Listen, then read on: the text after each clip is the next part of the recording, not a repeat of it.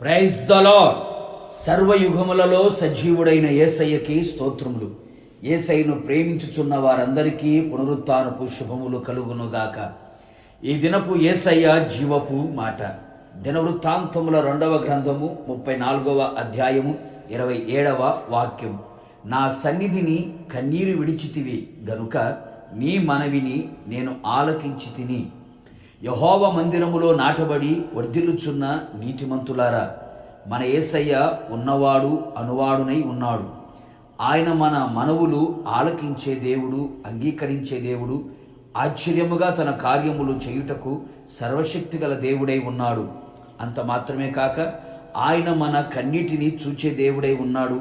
మన కన్నిటిని తుడిచి కార్యములు చేయు దేవుడై ఉన్నాడు. మన కన్నిటిని నాట్యంగా మార్చువాడై ఉన్నాడు. మనుషులకి మన కన్నీటి విలువ తెలియకపోవచ్చు.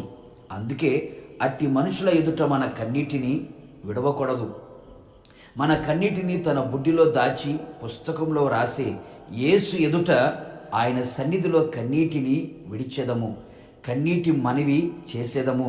మన కన్నీరు ఆయన పాదములను తడిపి మన మనవి ఆలకించున్నట్లుగా చేయును. కన్నీటి ప్రార్థన శక్తివంతమైనది. అవును ప్రియులారా, మనమందరము ఆయన సన్నిధిని ప్రేమించి, ఆయన సన్నిధిని వెదకి, ఆయన సన్నిధిలో నిలిచి, ఆయన సన్నిధిలో కన్నీరు విడిచెదము, కన్నీటి ప్రార్థన చేసేదము.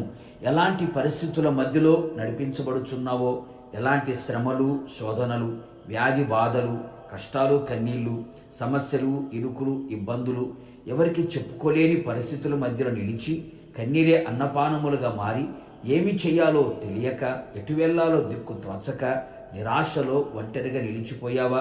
రండి, ఆయన సన్నిధిలో మోకరించెదము, మనలను మనము తగ్గించుకొని ప్రార్థించెదము. విరిగి నలిగిన హృదయముతో ఆయనను సమీపించెదము. మన పాత రోత జీవితాన్ని చింపివేసి, చెరిపివేసి, తుడిచివేసి పవిత్రపరచుకునేదము. ఆయన సన్నిధిలో మన భారమంతా చెప్పుకునేదము. కన్నీటితో ఆయన పాద సన్నిధిలో నిలిచెదము.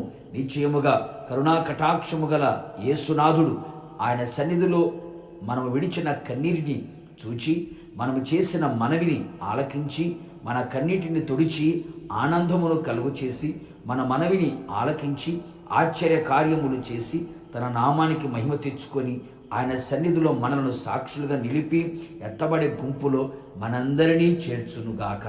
ప్రార్థన. నిత్యాశ్రయ దుర్గమైన నా ప్రియ పరలోకపు తండ్రి, నీ పరిశుద్ధమైన పాదములకి కోట్లాది స్తోత్రములు చెల్లిస్తున్నాం. ఈ పునరుత్థానపు దినమున మీరు మాకు ఇచ్చిన మీ జీవపు వాక్కు కొరకు, మాట కొరకు స్తోత్రం ప్రభువా. అవును తండ్రి, మేమంతా మీ సన్నిధిలో చేరి కన్నీళ్లతో మీ పాదాలను తడిపి ఉన్నాం.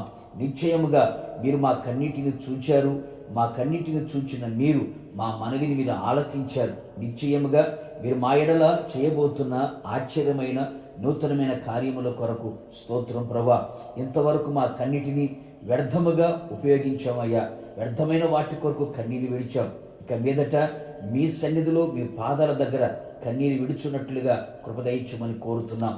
మమ్మల్ని మేము తగ్గించుకొని ప్రభు మీ సన్నిధిలో విరిగి నలిగిన మనస్సు కలిగిన వారమై పాపపు జీవితాన్ని విడిచిపెట్టి మీ రక్తముతో కడగబడి పరిశుద్ధులుగా మార్చబడి మీ సన్నిధిలో మనవి చేసి ప్రభువా మేము అడిగినవన్నీ మీ సన్నిధిలో పొందుకోవడానికి మీరు కృపదయించమని ప్రార్థిస్తున్నాం.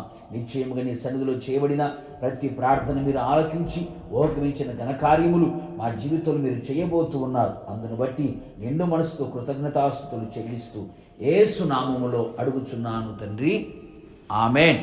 నిశ్చయముగా మీరును మీ కుటుంబ సభ్యులందరూ ఆయన సన్నిధిలో చేసిన కన్నీటి ప్రార్థన ఆయన ఆలకించి ఆశ్చర్యమైన, అద్భుతమైన, గొప్ప కార్యములు నా యేసు చేయునుగాక. God bless you.